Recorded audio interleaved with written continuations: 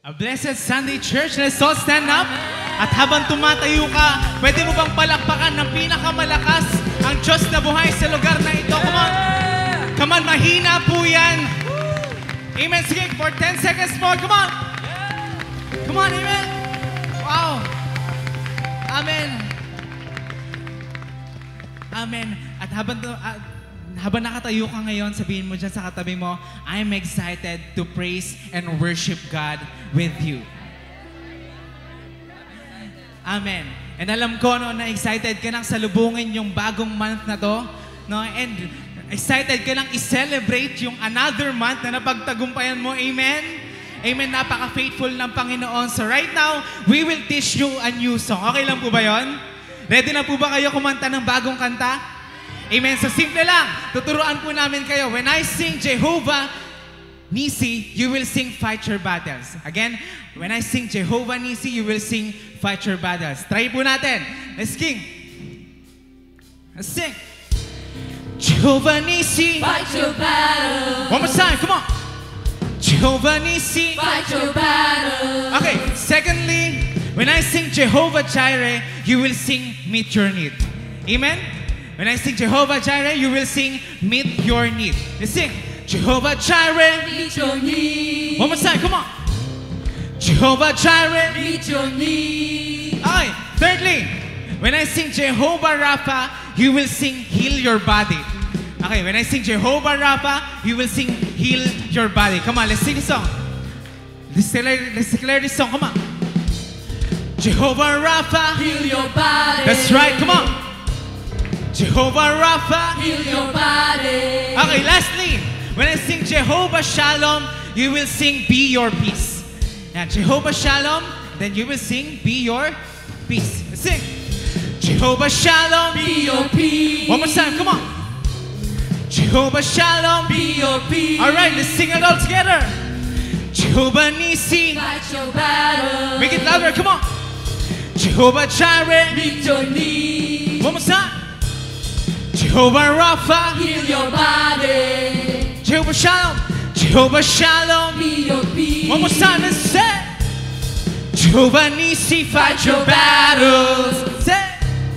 Jehovah Jireh, meet your need. Jehovah Rapha, heal your body. Jehovah Shalom, be your peace. Come on, clap your hands like that. Make it louder para sa Panginoon. Come on. We will rejoice and be glad today. Come on.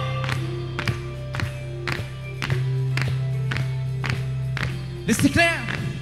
He shames every idol. He reigns without rival. He goes by the name of Jehovah, Jehovah. He speaks into nothing. Amen. And darkness goes running. He goes by and declare this song. Come on. Jehovah, Jehovah. We will call the name of Jehovah. Come on. Call the name, call the name, call the name, Jehovah. All our praise, all our praise, all our praise belongs to Him. Amen. Clap your hands for the Jehovah in this place. Let's sing. His foes will be silent. He's fighting for Zion. Come on, declare. There's no other God like kanino? Jehovah, Jehovah. His arm never tires. His eyes are like fire. Come on. There's no other God. Shout his name. Jehovah, Jehovah. Let's say. Call the name, call the name, call the name, Jehovah. All our praise, all our praise, all our praise belongs to Him. Call the name, call the name.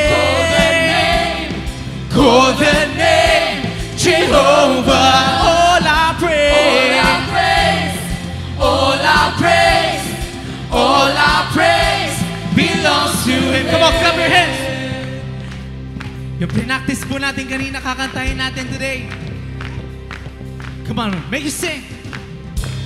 Jehovah Nissi, fight your battles. Come on, declare. Jehovah Nissi, fight your battles. That's right. Jehovah Nissi, fight your battles. Come on. Jehovah Nissi, fight your battles. Come on, it's your turn. Jehovah Nissi, fight your battle. let's say. Jehovah Jireh, meet your needs. that's right.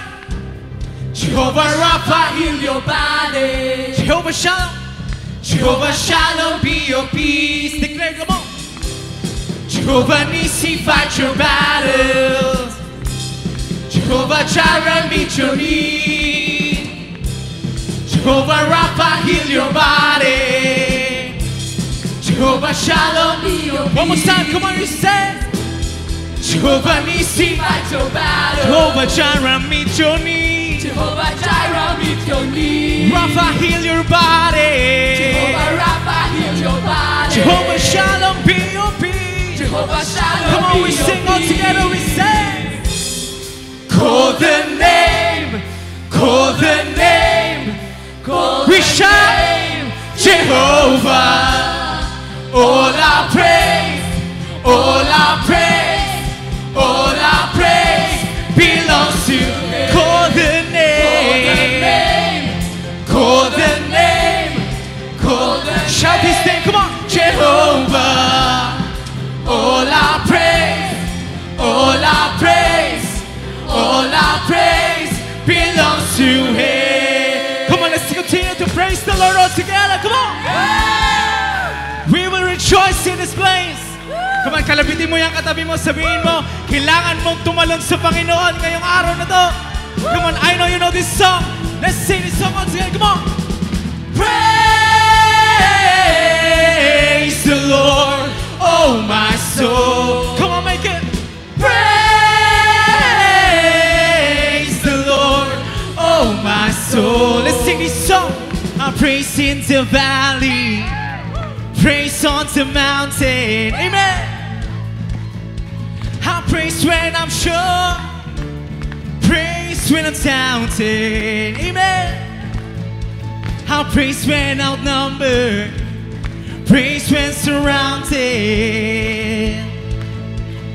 Praise is the water my enemies drowning. Everybody, we will shout and sing. Come on.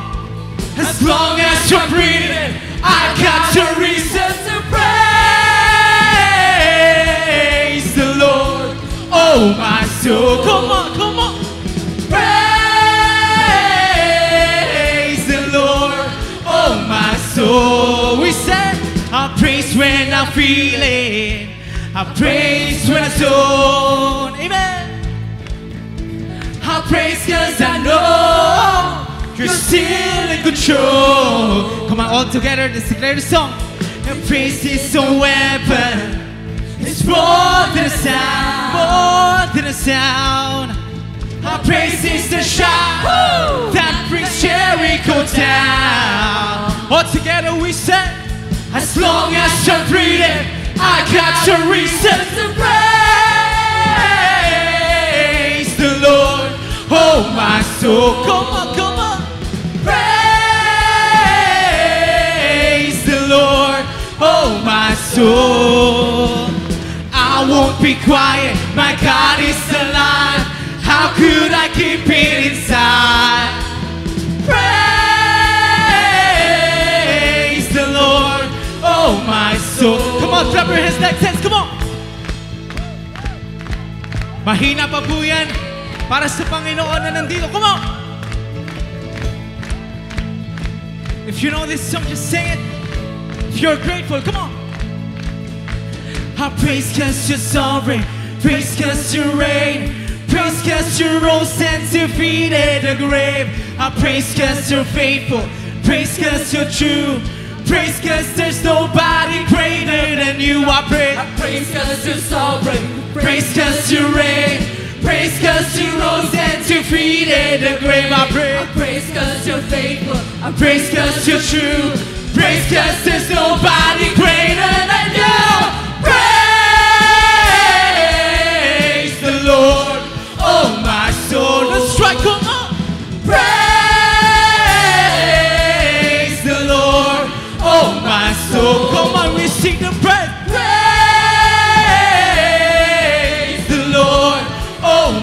soul. Praise the Lord, oh my soul. I won't be quiet, my God is alive. How could I keep it inside? I won't be quiet, My God is alive. come on, declare this song out to you. Come on. I won't be quiet, I won't be quiet. my God is alive. How could I keep it inside? We're gonna sing praise the Lord, oh my soul. Come on, let's jump all together. Hallelujah, Jesus. You are here in this place. Come on, we will shout out together as one family. Come on, let's sing this song. Let everything tell us spread. Come on, praise the Lord. Praise the Lord. Let everything Let everything tell us spread. that is spread. Praise the Lord. Praise the Lord. Praise the Lord. Praise the Lord. Let everything Let everything tell us spread. that is spread. Praise the Lord. Praise the Lord. Praise the Lord. Praise the Lord. Let everything Let everything tell us spread. that is spread. Praise the Lord. Praise the Lord. Praise the Lord. Praise the Lord. Come on, everybody shout hallelujah! You are here in this place, God. Amen. Come on, once more. Let's give praise to our God, our King. Our King is here. Come on, let's give him praise. Praise you, Jesus. We praise you, Lord. Hallelujah. Hallelujah, Jesus. I want to sing one more time. To our God, our King. The King of Kings and Lord of Lords, the name above all names, we deserve all the highest praise. 1,000 generations falling down in worship, sing the song of ages to the Lamb, and all have gone, and all have gone before us, and all who will believe. We'll sing the song of ages to the Lamb. Sing your name.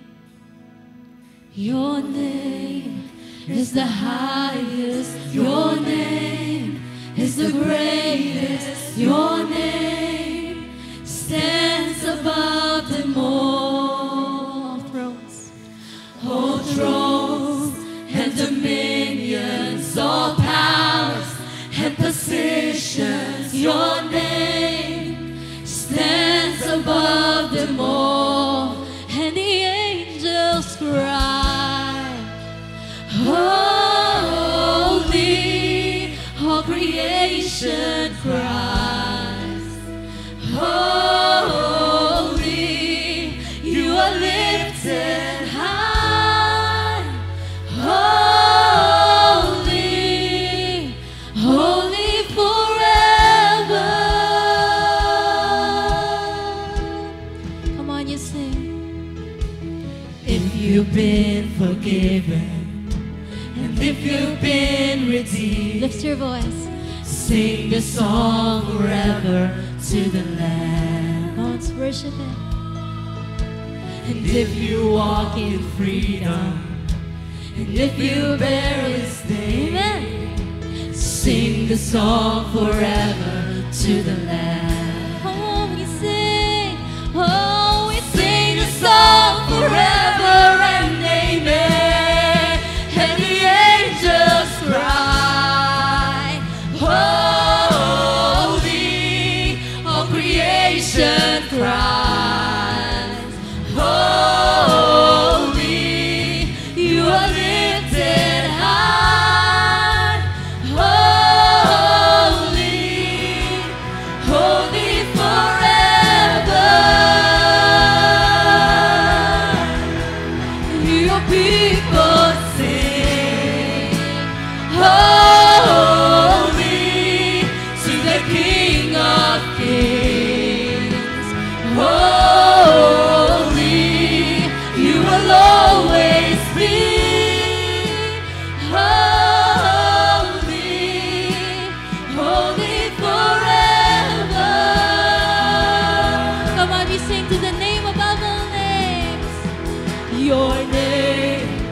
the highest. Your name is the greatest. Your name stands above them all.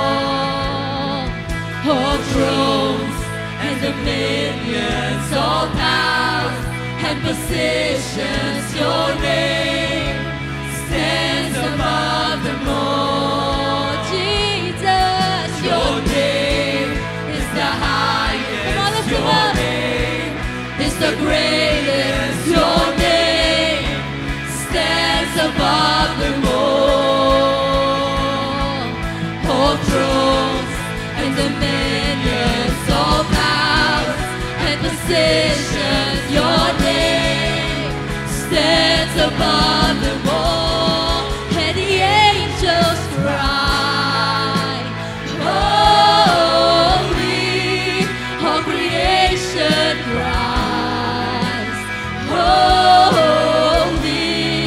You are lifted high, holy, holy forever. Hear people sing, holy to the King of Kings. Holy, you will always be. Holy, holy forever. Come on, sing a song to Him. We give you praise,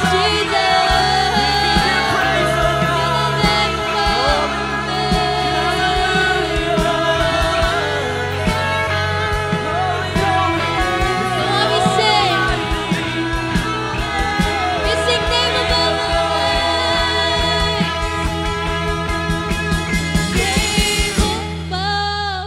all names. You are worthy of all praise. And my heart will sing how great is our God. One more time, name above all names. You're the name above all names. You are worthy of all praise. And my heart will sing how great is our God. Come on, lift him up. We sing name above.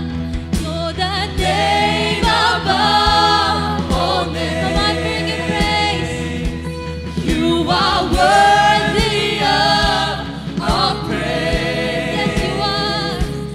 And my heart will sing how great is our God. Oh, how great.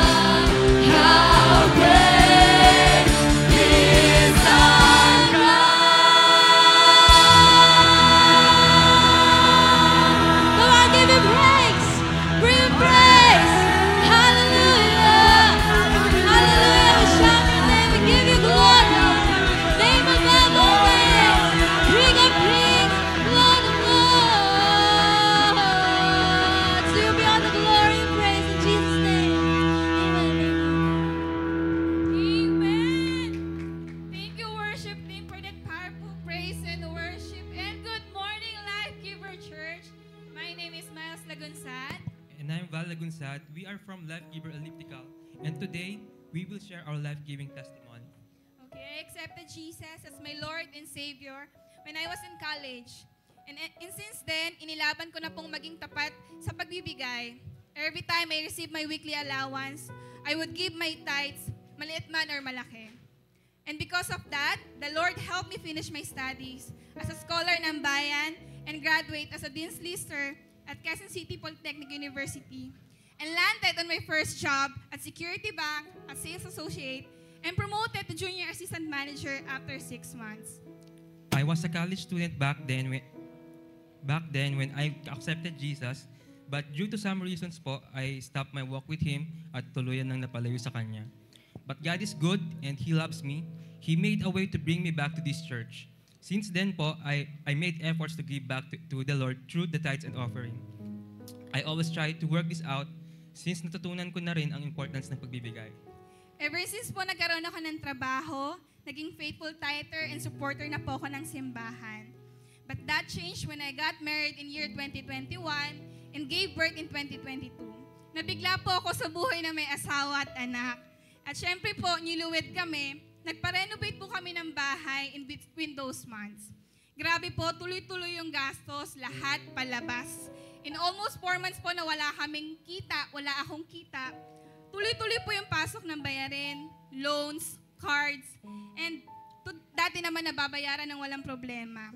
At isabay mo pa yung napakamahal na bakuna ng bata. One time po, nag-resort akong mangutang sa ate ko without the knowledge ng husband ko. Ayoko na po kasi siyang i-burden pa since we have a fair shares of expenses sa bahay. And kung alam ko kung nag-a-adjust ako, nag-a-adjust din po siya. Pero nalaman pa rin po ng asawa ko. Tinanong ko siya para saan gagamitin yung pera and umamin siya na nag-struggle siya ngayon sa finances niya and in terms of budgeting na paminsan, nakakalimutan na niya mag-tithes noong panahon na yon. Nagulat ako in the burden as the head of the family dahil ako tuloy-tuloy yung pagta-tithes ko. Pinabawi ko kay Mrs. yung inutang niya sa ate niya at sinabi ko sa kanya na ako na yung bahala. Sinakripisyo ko yung tithes ko that time para hindi na siya mangutang sa ate niya. And that was my turning point. Pakiramdam ko po naging bad influence ako sa asawa ko. And I caused my family to be an enemy of God. I know in myself na sa bawat tithes na hindi namin nabibigay sa Panginoon ay pagnanakaw sa Kanya. At galit at kaaway ng Diyos ang magnanakaw.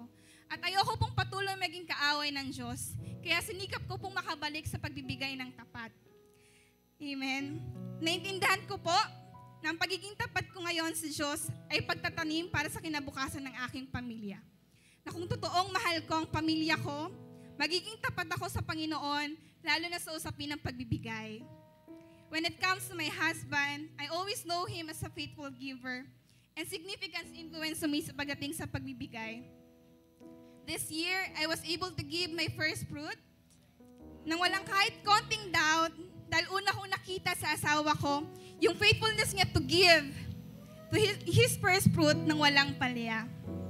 The Lord also renewed my mind. He made me realize that I already have everything that I was praying for. I have a beautiful wife, a cute daughter, a healthy family, and a humble home. The Lord also blessed us with a second-hand car na ginagamit namin papunta ng church. I'm also blessed with a stable job and a salary that's enough to support my family. And just this month po, I received my 14th month bonus. Hinintay din po namin ito para may add sa aming savings and para matuloy yung aming home renovation. But God impressed to me na kailangang unahin ko muna yung pledge namin sa ating Project Solomon. Kaya sinunod ko po ito and binayaran ko na po yung remaining balance namin na sa pledge namin. Yun. I also need to convince my wife po by telling her na si Lord na nag-provide ng pang-pledge natin sa church. Might as well, i-fully paid na natin. Yan rin po yung natutunan namin sa life group series namin this month na be true to your words and to your actions. Na panahon naman na para tuparin namin ano man ang pledge or promise namin sa Panginoon. At alam niyo po, kita kami ng Diyos at kita rin po kayo ng Diyos. For the past 2 weeks, inatake po ng matinding ubo at asthma yung anak namin. At kinailangan po namin bumili ng bagong nebulizer dahil sira at luma na po yung dati namin ginagamit. Nag-canvas po kami sa 5 drugstores. Ang worth po ng pangmatagalang nebulizer ay 3,500 to 12,000. And then last Saturday, before po kami mag-SOT, nag-decide na po akong bumili ng nebulizer. And meron pong isang lalaki doon na nagtanong sa amin kung magkano yung nebulizer, kung effective po ba yon. Since hindi pa po kami makapag-decide kung bibilin ba namin dahil walang warranty. And then hindi na po namin nasundan yung sunod na pangyayari, ang bilis po. Sabi po ng lalaki na yon, ako na yung magbabayad ng sa kanila. Amen. At hindi po kami nakapag-thank you. Sobrang unexpected po ng pangyayari. Para po siyang bula na bigla na lang nawala. And siya po yung sumagot ng bill namin at that time. And, ayan. So, sabi niya po sa amin, it's as if po narinig ko ang Diyos at sinabi sa akin, ako ang Diyos nyo at ako ang bahala sa inyo. Amen. God is faithful indeed. It is always the Lord who leads and sustains our family. Kaya patuloy po kami maglilingkod, magbibigay at magtitiwala sa Kanya. I know excited na po tayong lahat para magbigay, but first let us share with you this verse from Matthew 6:34. Therefore, do not worry about tomorrow, for tomorrow will worry about itself. Each day has enough trouble of its own. Mommies, daddies, parents, at sa lahat po ng nandito, alam ko po may wino-worry tayo sa bawat araw, but today, God is reminding us all, tapat at tapat ang Diyos sa Kanyang mga anak. Let's pray. Lord, thank you for today, and thank you for the privilege to share your word today. And I thank you, Lord God, for reminding us all na we can be still faithful to you even if sometimes we fail to give our pledges. But today, we commit again and we will continually give what is rightfully yours, Panginoon. In Jesus' name we pray. Amen. Life Giver family, let's give.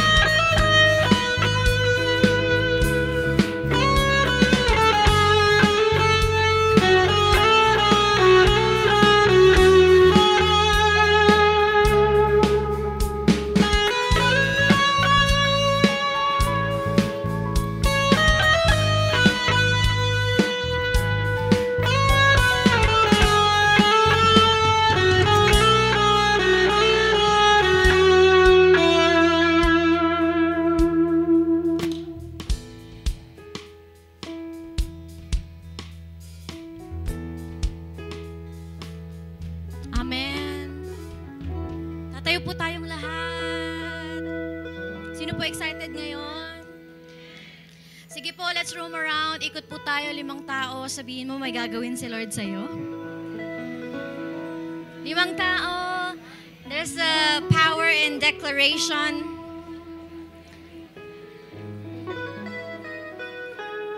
Thank you, Jesus.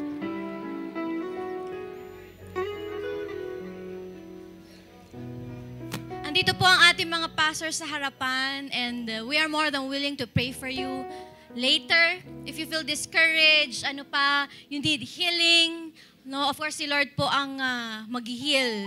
But nito ang pastors niyo po, mamaya pumunta lang po kayo at pagpe-pray po nila kayo. Amen? And sino po rito, it's their first time?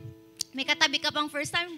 Hello, welcome, welcome. Hello, we have here. Sige, palakpakan po natin. Dito sa likod. Andito din sa gilid. Welcome. Meron din sa likuran.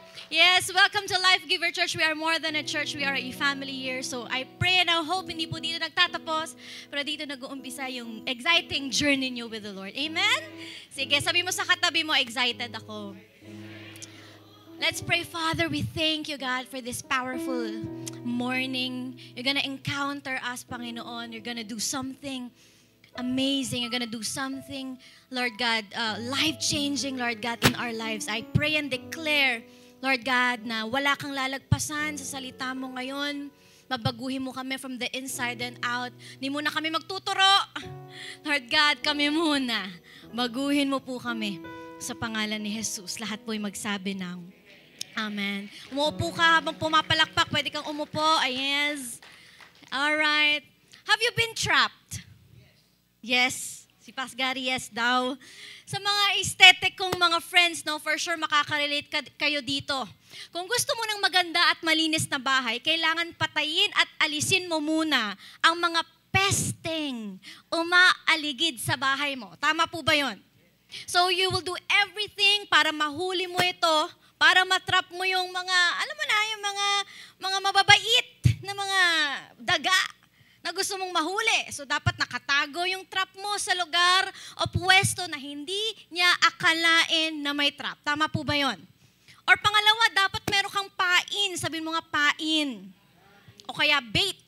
Para maakit mo or mapapunta mo siya doon sa trap, okay, para makulong, mapatay, mahuli.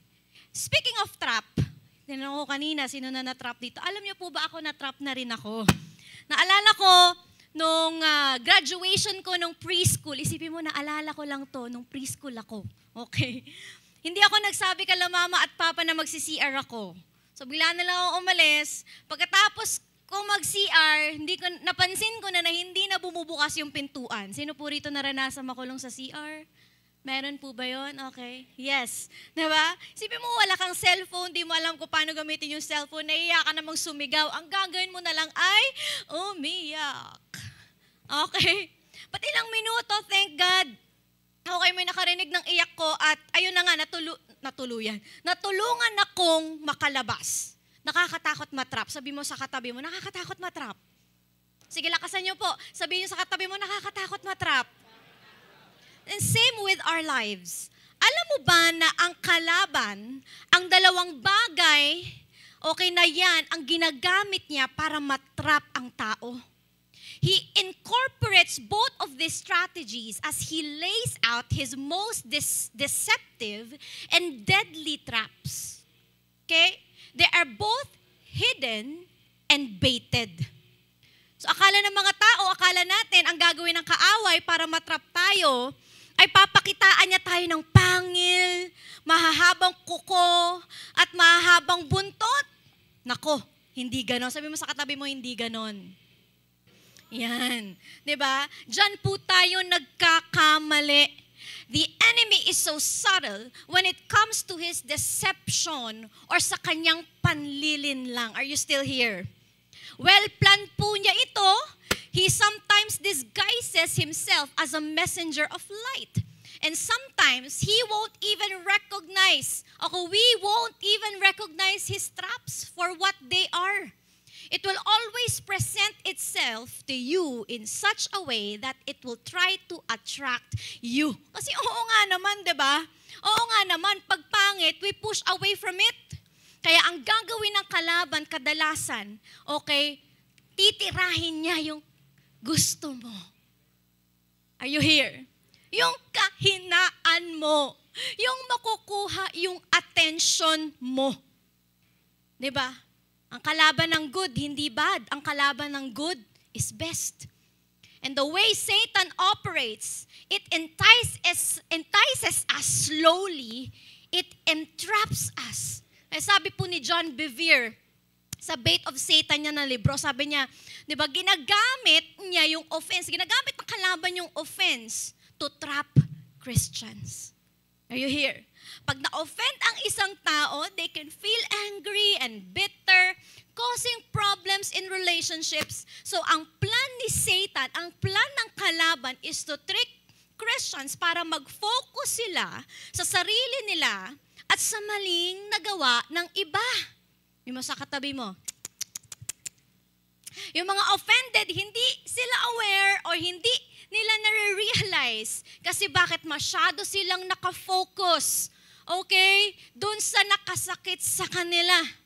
Kaya nga this word po na focalism, may word na focalism, ang ginagawa nito is to blur everything around us and hyper-focus on their feelings. But not anymore. Sabi mo nga sa sarili mo, not anymore.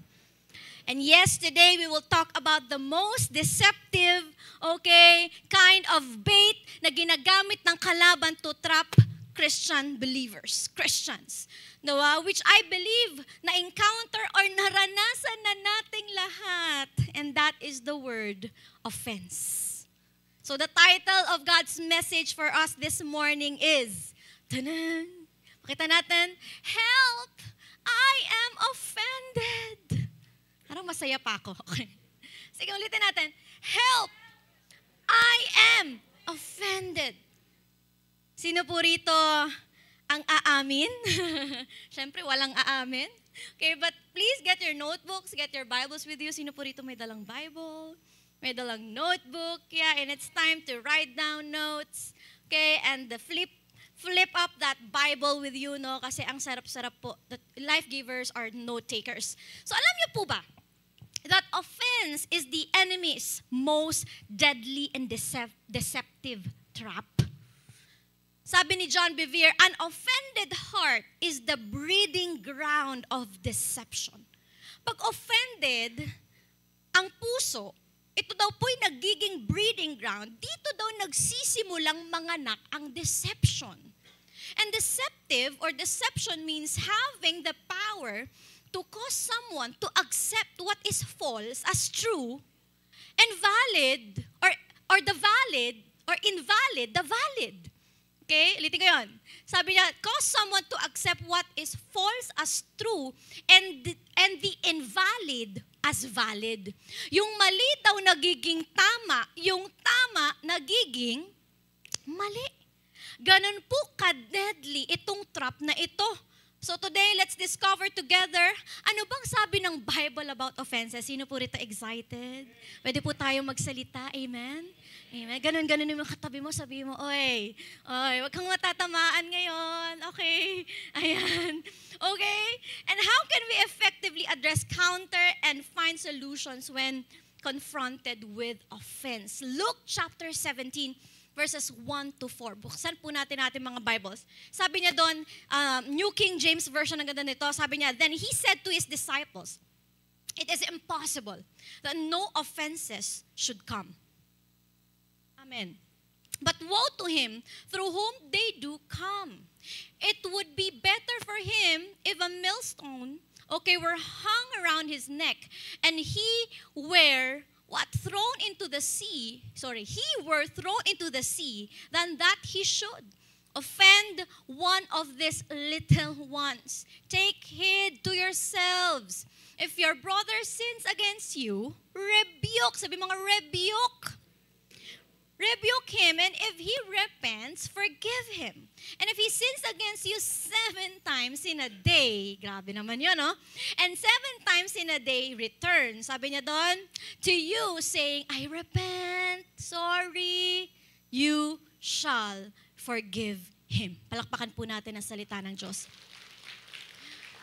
You know, in this passage po, no, sa Luke 17, Jesus is teaching His disciples about the seriousness of causing others to sin. Dito emphasizes niya, no, this emphasizes that it's crucial to avoid leading others to wrongdoing and that forgiveness should be offered generously to those who repent. Humingi ba ng tawad sa'yo? Nagrepent ba? Patawarin mo. Kasi gusto talaga ng Panginoon, na may unity ang kanyang mga anak. Sino rito anak ng Diyos? Amen.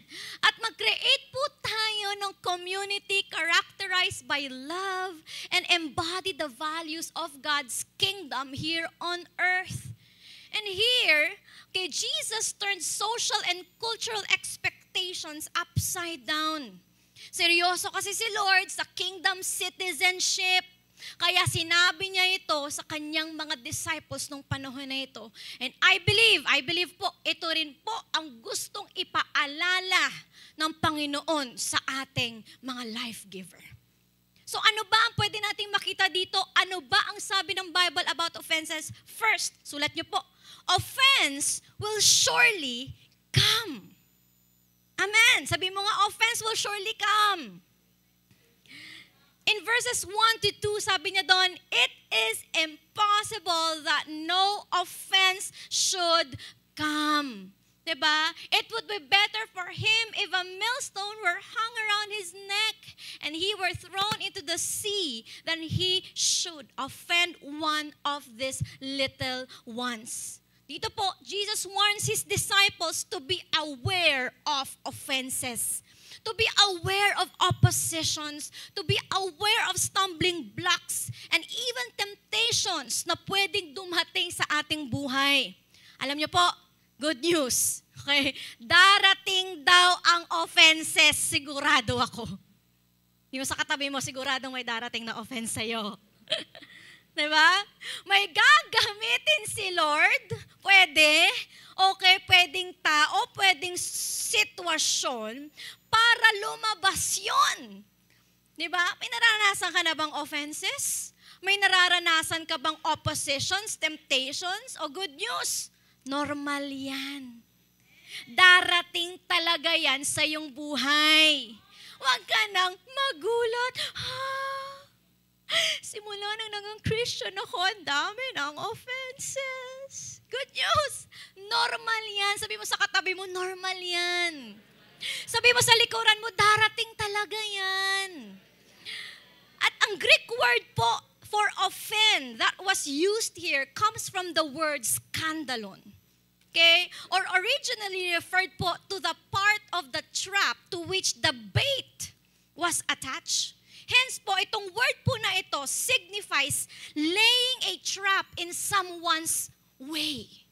Kaya nga po sa New Testament, often po, ito po dinidescribe na entrapment, okay, used by the enemy. Ito po talaga yung ginagamit ng kalaban. At ang offense po is a tool, okay, of the enemy or of the devil to bring people into captivity. So here, Jesus is reminding us to this kind of, difficulties. Ito pong mga ganito ay parte po ng buhay. Okay? Pero may sinabi din siya, okay, sa mga taong nagkukos ng pagkakasala ng ibang tao. Sabi niya doon, woe to him through whom offenses come. He means that severe consequences await those who cause others to sin or to stumble. Sabi niya doon, Tagalogin natin ngunit, sabi niya sa Tagalog version, ngunit nakakaawa ang taong magiging dahilan ng pagkakasala ng kanyang kapwa. Mas mabuti pang talian siya sa leeg ng giligang bato at itapon sa dagat kaysa siya ang maging dahilan ng pagkakasala ng isa sa maliliit na ito. Hindi po to literal. Yung mga nagkakasya ng mga itali nyo na yung leeg nyo, tapos magpakatapon na kayo sa dagat. Hindi po ganun. It's not meant to be taken literally. It's a metaphor. It's a figure of speech where something is compared to something else. Itong comparison po na ito serves as a strong warning. Sabi mo nga, strong warning. To show the seriousness of the harm caused by leading others, okay, of sin or off track. Yung little ones po na sinasabi dito, mentioned by Jesus, are likely referring to those who are spiritually young or vulnerable. Pwede yung mga nagsisimula pa lang sa Panginoon, di ba? Yung mga spiritually babies or nagsisimula. So ikaw, example na nagkukos na magkasala, ma-stumble ang kapatid mo sa Panginoon, lalo na yung mga bata pa sa faith, sabi niya, mag-ingat ka. Sabi mo sa katabi mo, mag-ingat ka. Hindi dapat tayo nagiging cause na ma-stumble ang iba. Two kinds of offended people. Maganda po alam natin para ma-check talaga natin kung kamusta puso natin o pwedeng isa ka dito o pwedeng hindi rin. Una po is those who have been treated unjustly. Ito po yung mga tao na talagang sinaktan, talagang kinawawa, talagang hindi tama ang trato sa kanila. But second kind of offended people, those who believe they have been treated unjustly. Ito yung naniniwala sila kahit hindi naman na na-treat sila ng hindi maganda. And people in the second category believe with all their hearts that they have been wronged. And often po, their conclusions are drawn from inaccurate information. O pwedeng accurate naman ang information na meron sila, pero yung conclusion distorted na. Ito yung mga tao who judge by assumption, who judge by appearance, and who judge by hearsay. Narinig ko lang ayoko na. Kasi bakit? Narinig ko, sabi niya okay, totoo ba yung narinig mo? Na ang tanong, sino ka dun sa dalawa? Those who have been treated unjustly or those who believe they have been treated unjustly? Alam niyo po, in reality, maraming tao kapag na-trap ng offense, hindi na po sila nakakapag-function ng maayos. Hindi na naggagawa ang calling. Bakit? Ano mo sa akin, bakit? Lakasan mo naman, parang pangit. Bakit? Dahil sa wounds and hurts na ang nag-cause ay offense. Marami po ang pinilay ng offense at marami po ang hindi tumuloy sa pag-fulfill ng kanilang greatest potential dahil offended na. At kadalasan, kapag tinanong mo ang tao kung sino ang naka-offend sa kanya, ang isasagot niya is someone who is close to him or her.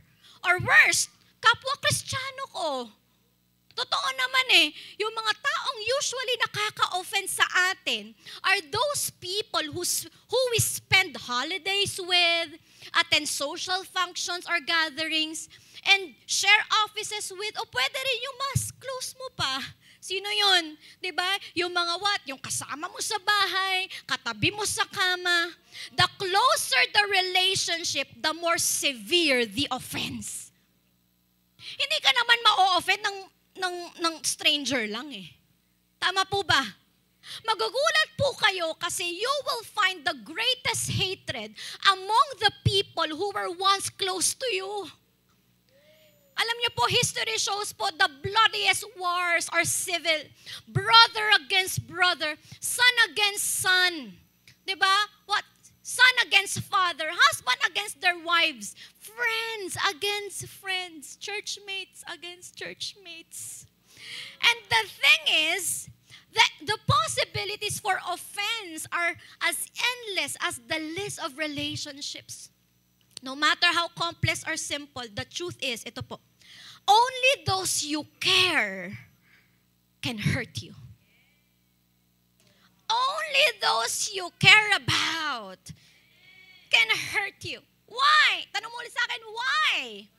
Because you expect more from them.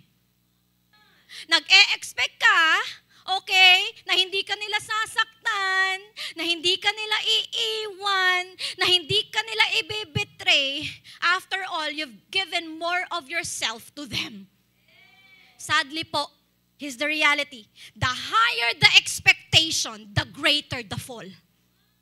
Kaya manage your expectations. Sabi mo sa katabi mo, kapatid, manage your expectations. Diba? I-expect mo na ang pinaka mag-o-offense sa'yo, yung pinaka malapit sa'yo. Tingnan mo katabi mo. Naku, parang hinahanda ko na yung sarili ko. Okay? Kahit anong iwas mo, may makaka-offend sa'yo. At minsan, may ma-o-offend ka din. It's a tie. May sa katabi mo, it's a tie. And even Jesus made it very clear that it is impossible to live in this world and not have the opportunity to become offended. Offense will surely come. Kaya wag magulat.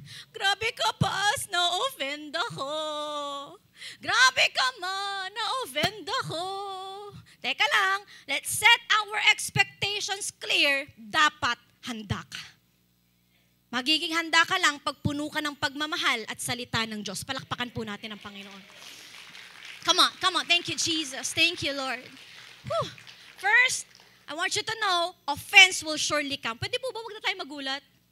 Tayo dito, magkaka-offendan tayo. But at the end of the day, we are family.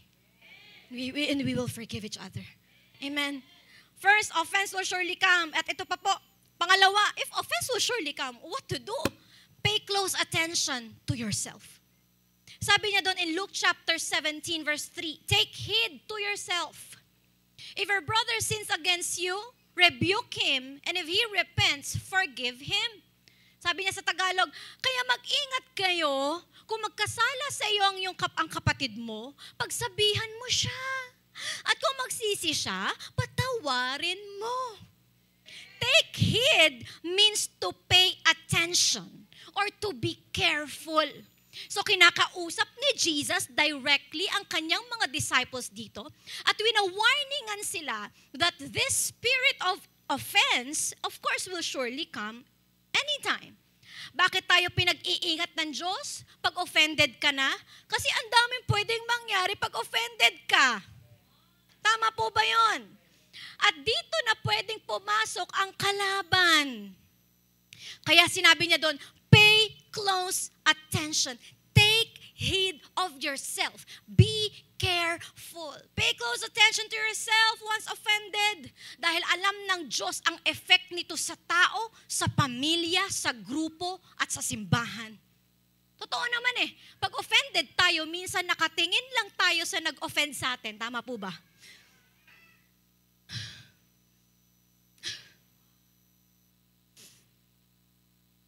May araw ka rin sa akin. Tatandaan ko yung ginawa mo.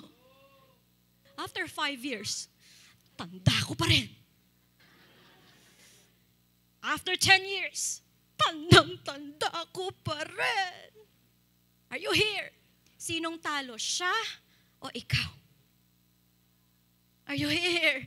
Pag-offend minsan, pag-offended tayo, di ba, ang nangyayari lang is nakatingin tayo dun sa naka-offend sa atin.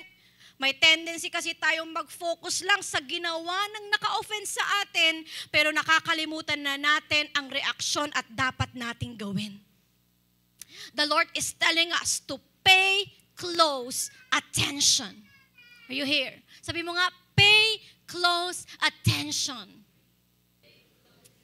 Pay close attention to your emotions. Pay close attention to your gestures.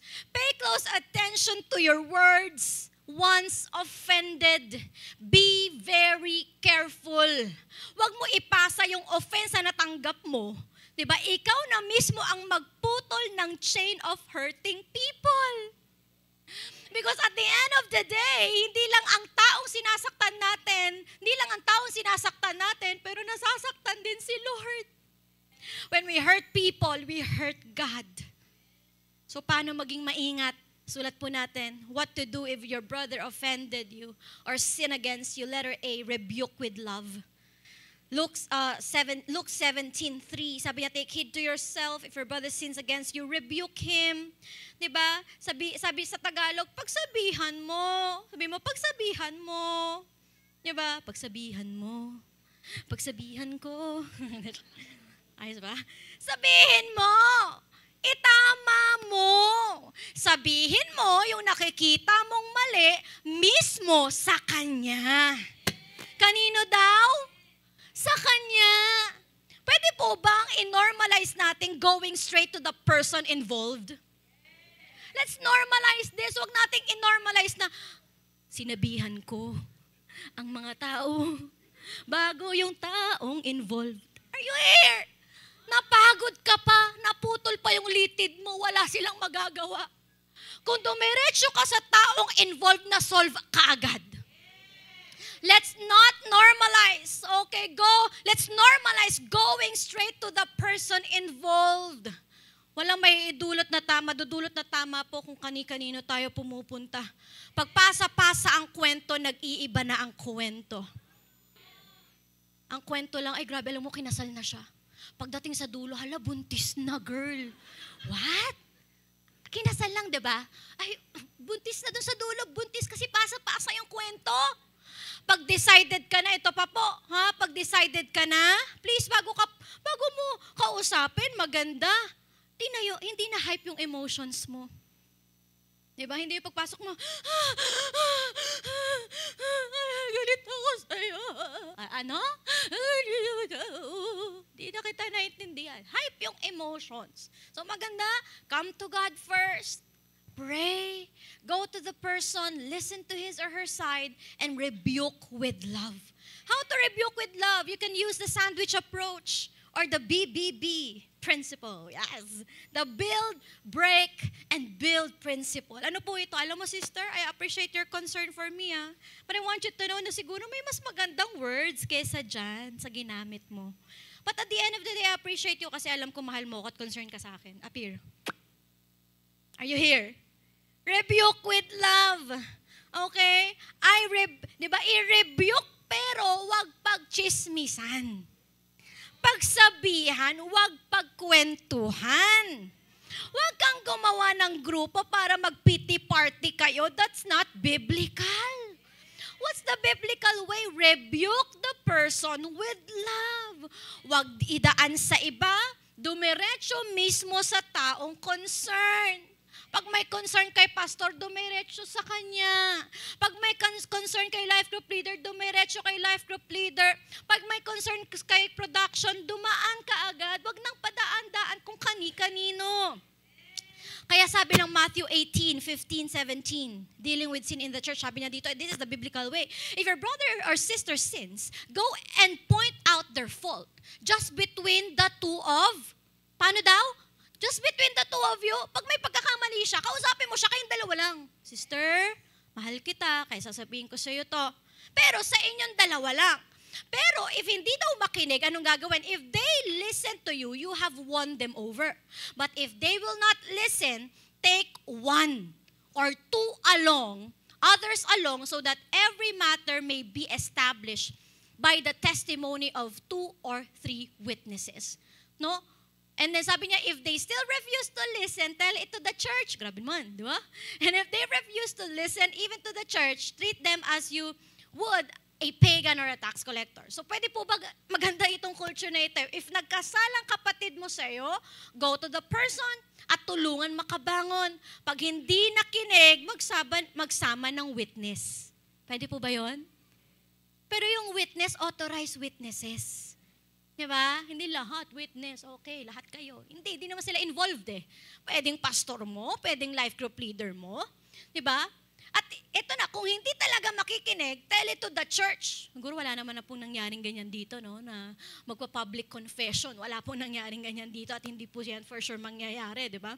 Kasi bakit alam natin na kayang i-resolve ng dalawa lang? Are you here? So una po, ano po unang gagawin natin? Rebuke with, let's normalize going to the person involved. Sabi mo sa katabi mo, ino-normalize ko na, pupunta ako sa'yo. Okay? Magiging open ako sa'yo. Magiging totoo ako sa'yo. Palakpakan po natin si Lord.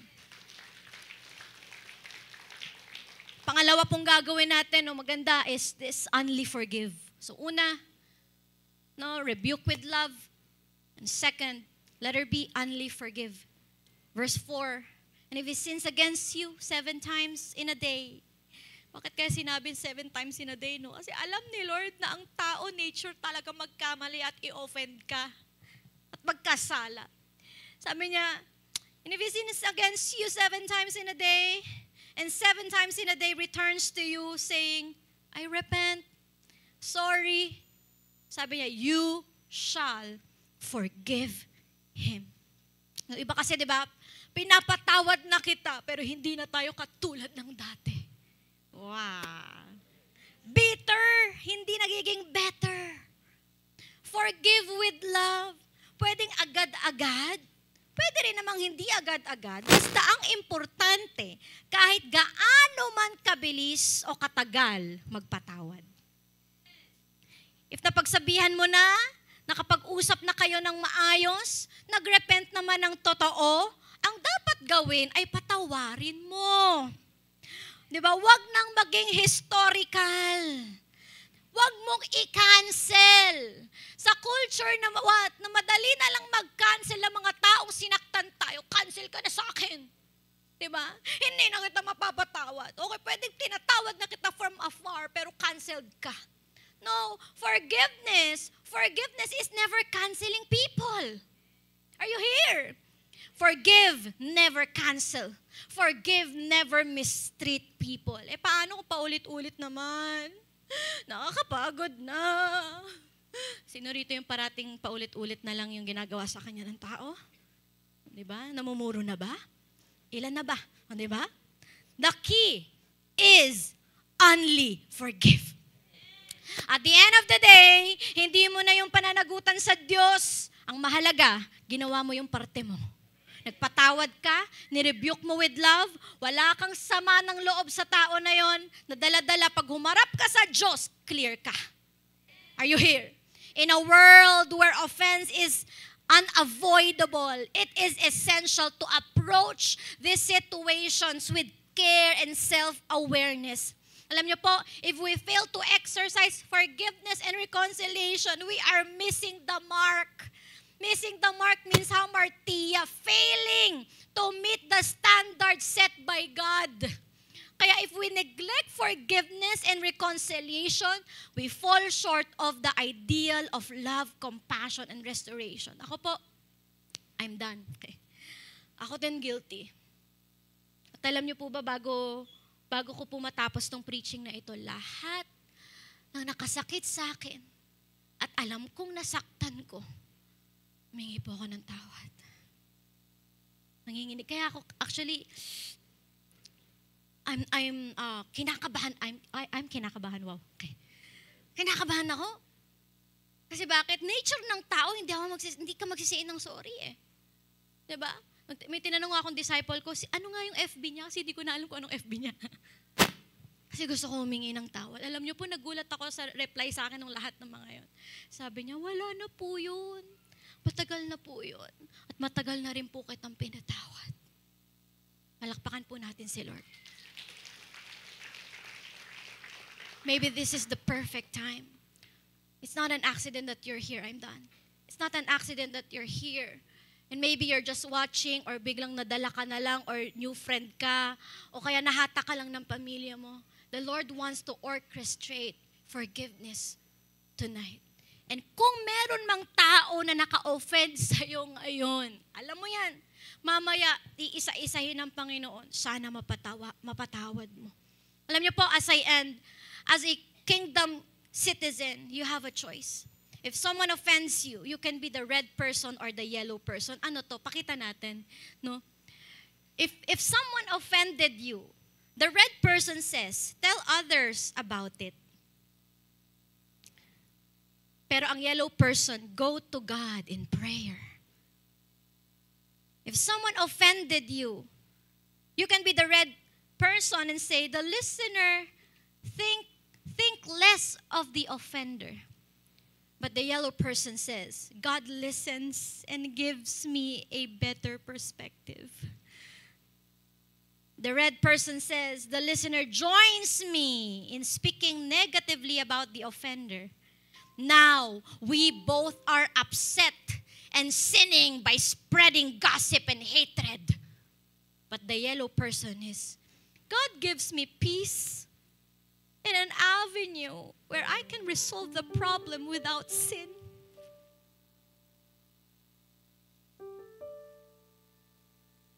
How I hope that we will not sin when someone offended us. Pwede pala na kahit na-offend ka, di ka magkasala. Pwede pala na kahit sinaktan ka, di ka magkasala. Pwede pala na kahit masaktan ka, makakapag-offer ka pa rin ng kapatawaran. Hindi yun advantage yung nakasakit sa'yo. Advantage mo yun. Pag nagsimula kang magpatawad, makakalaya ka. It's like God is giving you the key to that prison cell and saying, anak, ito na yung susi. Buksan mo na. Nagpatawad ka sa offenses, buksan mo na. Pinapalaya na kita. That's the power of forgiveness. You have a choice today. You have a choice today. Let's start to create a safe place. Church, be somebody's safe place. Let Life Giver Church be a safe place. Please be the reason for this church to become a safe place. Palakpakan po natin si Lord. I want you to stand up on your feet, and we still have time, and I believe the Lord will just orchestrate forgiveness. The Lord will just orchestrate love. But before that, I want you to pause and reflect. Alam niyo po, habang ginagawa ko tong preaching, akala ko din, okay na ako. Akala ko din, nakapagpatawad na ako. Not until I messaged all of them and said, may gusto pa akong patunayan eh. Pwedeng may gusto pa akong patunayan. Kasi ganito ka eh. Kasi ito naman nangyari. Totoo lang, ito yung nangyari. Pero alam niyo po, when we learn to forgive, tinuturuan tayo ni Lord na tumikom. Itikom ang ating bibig. At minsan, di mo na kailangan may patunayan. Kasi may napatunayan na ang Diyos sa iyo. Pinatawad ka niya kahit makasalanan ka. Bakit hindi ka rin mag-release ng kapatawaran sa iba na naka-offense sa'yo, na nakasakit sa'yo for the longest time? Akala ko rin okay na ako eh. Not until these words, no, may dinownload ng Panginoon at sinabi niya, anak, sana after this, you are clear. Ang target natin, cleared ka. And why not this morning? Let us pause and reflect. Close your eyes. And I want you to pause and reflect. Muna tingnan yung katabi mo. Let's pause and reflect. Ilang friendship, relationship na ba ang nasira dahil sa mga unsaid sorry? Ilang friendship na ba ang nasira dahil sa mga unsaid sorry? Ilang relationship na ba ang nasira dahil sa unsaid sorry? Ilang relationship na ba ang nasayang dahil sa word na hayaan na lang? Ilang families, life groups, and communities na bang nasira dahil hindi ka nagsalita at umaksyon? Alam mo na may conflict, pero hinayaan mo lang. Pwede kang mag-mediate, pero wala kang ginawa. Nakarinig ka ng chismis, pero wala kang ginawa. Yung bigat, yung lungkot, yung sakit, at regret na dadalhin at bibit-bitin mo habang buhay. Just imagine yung bigat. Think about how it feels. Ang sakit. Diba ang bigat? Now, let this feeling push us to say sorry. Let this feeling push us to make things better. Sana habang tumatagal, parami tayo ng kaibigan. Hindi habang tumatagal, paunti ka ng paunti ng kaibigan kasi lahat naiinis sa'yo. Ang target po natin, habang tumatagal, parami ng parami ang kaibigan, parami ng parami ang nagmamahal, parami ng parami ang pinapatawad. Alam niyo po ba ang building natin ay natayo dahil po sa pagkakaibigan? Forgive. This is a time to reconcile. Habang pwede mong yakapin mo. Hanggat kayang sumagot, kausapin mo. Huwag mo na silang intayin gumawa pa ng move. Ikaw na mismo ang mag-initiate. Simulan mo ang first move. Be a kingdom citizen starting today. Ang daming Christians hanggang ngayon, hindi pa rin sila kingdom citizens. Hindi sila marunong makipag-usap para i-rebuke ng maayos ang nag-offense sa kanila. Tinatakbuhan ng mga nakasakit sa kanila. Akala nila maayos pag tinakbuhan, but in reality, lalo lang lumalala. At nagiging tapunan tayo ng basura dahil sa mga offenses na inaalagaan natin sa ating mga puso. Ugulat ka, kala mo okay ka na after 5 years na ulit-ulit. After 10 years, naulit-ulit. Kasi hindi mo na-deal nung una pa lang. Pag inalagaan mo ang offense, liliit ang mundo mo. It will cause anger, bitterness, bias, disappointment, rejection, and so many more. Kaya yung mga taong wala namang kinalaman na dadamay dahil offended ka at inayaan mong dalhin yun, akala mo healthy pa, pero unti-unti ka nitong nilalamon hanggang sa paliit ng paliit ang iyong mundo. I want you to raise up your hands as you close your eyes. Ngayon naman, itaas mong iyong mga kamay. Today, the Lord will help you heal. He is the greatest surgeon. At gusto ng Diyos na mag-inner heal ka ngayon. Kaya habang pinipikit mo yung mata mo, nakataas ang iyong kamay, imagine this. Hinaharap ng Diyos sa'yo, isa-isa, lahat ng naka-offend sa'yo. Isa-isa. Ayan. In the spirit. Not literal. In the spirit.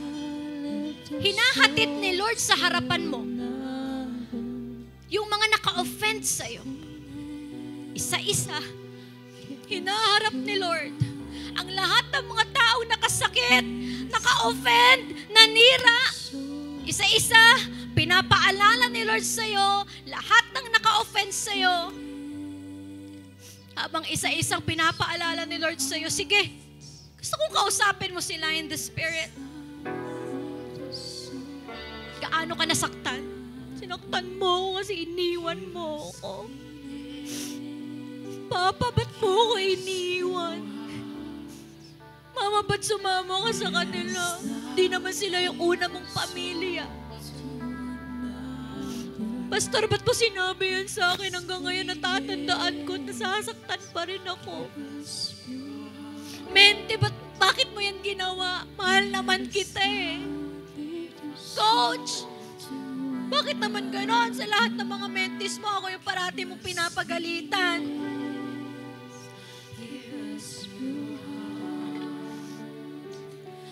Yung ate mo, matagal na kayong magkaaway. Yung anak mo, nagtatampo ka. Kasi iba ang turing niya sa'yo kaysa sa mga barkada niya. Sige, isa-isa. Isa-isa. Speak. Talk to them. Release. Release. Sige, gusto mo magalit ngayon? Sige, kausapin mo. Para lang gumaling ka. Sige. Sabihin mo kung gaano kagalit, nagagalit ako sa'yo. Ba't mo ako pinaampon? Bakit mo ako pinabayaan? Bakit mo sinabi yung word na yun? Bakit hindi man lang kayo nagsabi? Sabihin mo. Sabihin mo, huwag kang matakot. No one will judge you. The Lord is listening to you. Oh, Jesus. Your face, oh God of change. Gaano ka ba nasaktan? Ano ba yung mga words nila sa'yo kaya ka nasaktan? Sabihin mo sa Kanya mismo paano ka nasaktan at paano gumuho ang buhay mo. Sabihin mo ngayon gaano ka kagalit at nasasaktan. The Lord is leading you to cry. Sige, gusto mo sumigaw. Sige. No one will judge you. Gusto mo lumuhod. Sige. Gusto ni Lord magpatawad kapag hindi pa yan ngayon, kailan pa? Kung hindi pa ngayon, kailan? Gusto natin ngayon magpatawad. Gusto mo sumigaw? Sige, sigaw mo. Galit ako. Galit ako! Sige, umiyak ka. No one will judge you right now. No one will judge you. Come on. Thank you, Jesus. Clean hands. Clean hands. Clean hands. Clean hands. Clean hands. God is great. Clean hands. sumisigaw ka, nare-release ka sa offense. Habang tinataas mo yung kamay mo, nare-release ka sa offense. Habang nakaluhod ka, nire-release ka ni Lord sa offenses. Binibigay niya yung susi ng kulungan mo. At sinasabi niya, anak, malapit na. Malapit ka nang lumaya. Sigaw! Isigaw mo kung gaano kasakit. Sigaw mo kung gaano kasakit. Iniwan ka, pinabayaan ka, na-traumatize ka, pinagsamantalahan ka, sinaktan ka. Akala mo hindi ka mahal? Sige, habang sumisigaw ka, nire-release ka ng Diyos ngayon. Nire-release ka ni Lord ngayon. And let there be forgiveness. Let there be forgiveness. Let there be forgiveness. Shiyaramahanda yakuruwakan. Pastors, help me. Shikayaramahanda yurukutuyun. Release. Forgiveness. Release. Reconciliation. Release. Outpouring of the Holy Spirit. Tapos na ang offenses sa buhay mo. Tapos na ang sama ng loob. Tapos na ang unforgiveness. Come on! Huwag kang papayag na uuwi kang offended pa rin. Huwag kang papayag na uuwi kang may sama ng loob pa rin. Thank you, Jesus!